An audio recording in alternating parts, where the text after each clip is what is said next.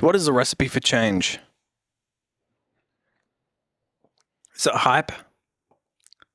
Is it creating insanely hypey content that's going to attract people to your content with like a crazy thumbnail and then they click away because you didn't give them what you said you were going to give them? Is that the recipe for change? Is that actually going to provide value that's going to get someone to rethink their thoughts, question their life path, potentially create change in their life and therefore change in the world? Hey creators, Aimon here, and this is where I help you master your creative mindset. And today we're talking about hype, because I'm just sick of hypey videos, and you're probably sick of it as well. I mean, we're deep into the modern age, and everything's rapidly changing so quickly, and hype just seems to be at the forefront of content right now. And I think there is an element of it fading. People are hacking away at the legs of hype and producing more content like this. Because again, what is the recipe for change? I make videos like this for me 3 years ago, right? If I was to stumble upon these videos 3-5 years ago, I would get the most value out of these. And that's why I'm presenting it in this style. That's the purpose of this video. Is I've had people ask me, like, why are you making single cut videos?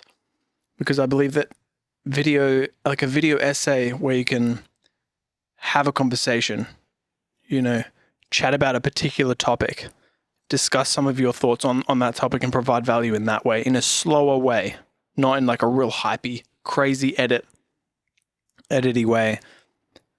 That is the most valuable recipe for change for particular niches in the modern day. And if this isn't your niche, if this isn't your thing, that's all good. Thanks for being here anyway. But it seems that everyone is just on the hype train. And I get it. Like, the reason for hype is because there's just more competition, right? It's more people competing against each other. So more people have to do more hypey things so they can get attention from people. It's just that simple, right? And it works. Obviously it works. Okay. But people are getting sick of it because obviously attention spans are just getting absolutely demolished from every place, left and right.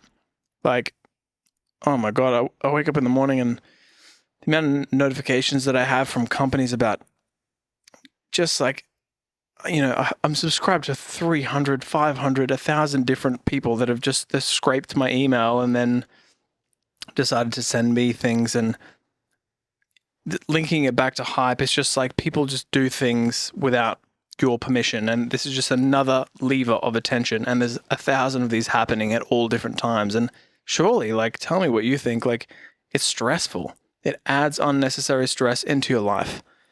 It makes you perceive life to be harder because there's more emails you have to archive, more things you have to delete, more notifications that you have to tick off and open and make a decision whether or not it's relevant to actually pursue.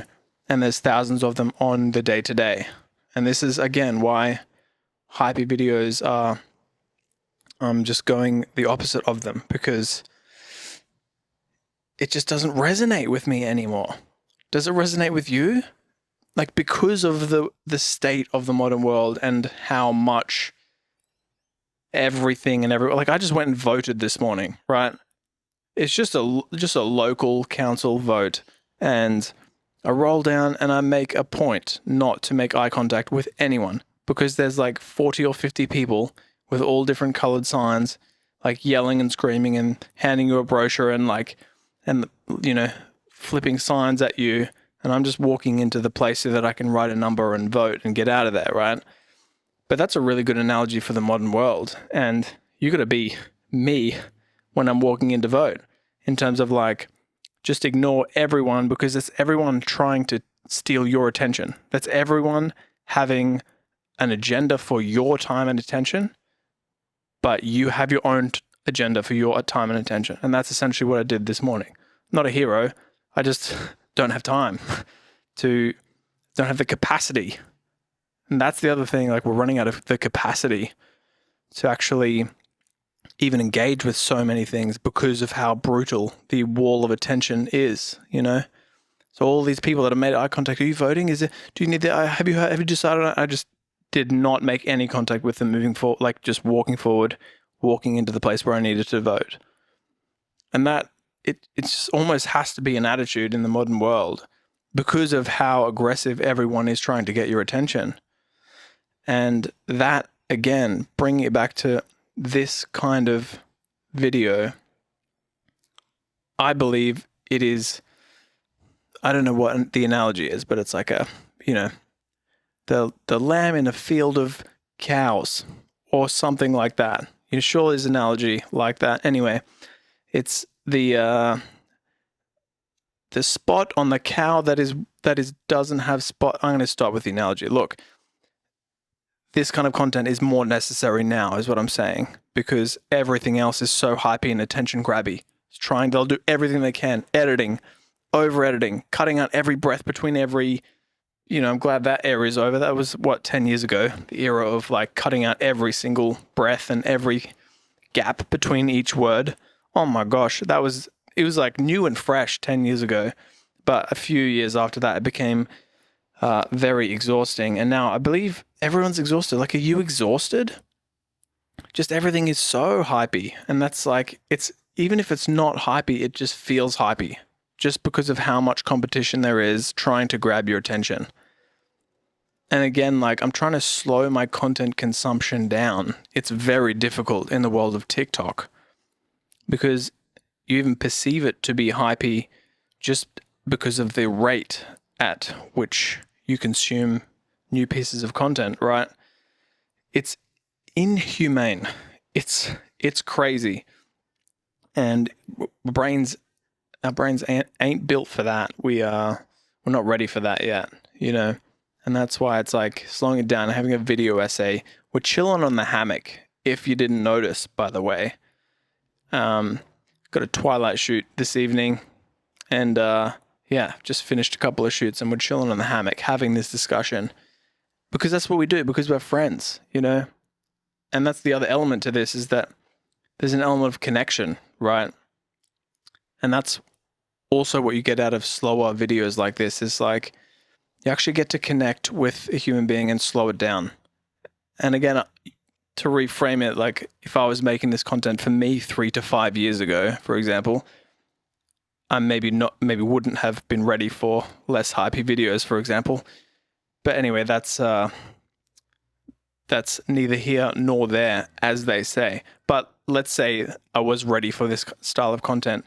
It would have been the style of content that would have resonated with me because, firstly, it's real, it's genuine. And we're out here just discussing a topic that everyone deals with. You deal with this on a day-to-day basis. The arbitrage of attention. Everyone just trying to get it from you. And damn, it's exhausting, isn't it? Like, it triggers me so hard. It makes me angry, And I'm just out here just like, nah, I'm just a little animal, like running around in the world. And all of a sudden everyone's like trying to steal your attention. But me 3 to 5 years ago, if I was on the path that I am now in terms of trying to slow my content down, having that self-awareness where it's like, all right, I'm going to watch some YouTube in between this and this. I want to watch 2 videos and I want them to be meaningful and discuss an idea and open my mind on a particular topic, get me to have a conversation with myself about a particular topic, question my own thoughts on something, rather than just like, oh my God, I'm going to crash this bus into 5 cars. And it's like, there's 1,000 cuts a second in the video. It's like, yeah, I guess that's entertaining, but is it valuable? You have to decide that for yourself, really. But in short, I was asked the question, why am I making videos with no cuts, presenting video essays to camera like this, sometimes without even a particular structure like this one? Well, this is why. Because I think it's more important to slow things down, especially in this day and age. It's more important to choose a few pieces of content per day to consume, if you're consuming pieces of content, and only consume those and then reflect on them. Because the TikTok generation, damn, like I had my app limit on my phone set to 10 minutes because it's so brutal. After 10 minutes and it just closes the app and I'm like, oh yeah, that's right. It's toxic and cancer and like way too intense for my mind. So I locked myself out of the app after that period of time, and damn, it's helpful because then I can consume more content like this. Anyway, I'd love to know your thoughts on the matter. Hopefully you've gotten some value out of this video, and I'll see you in the next one.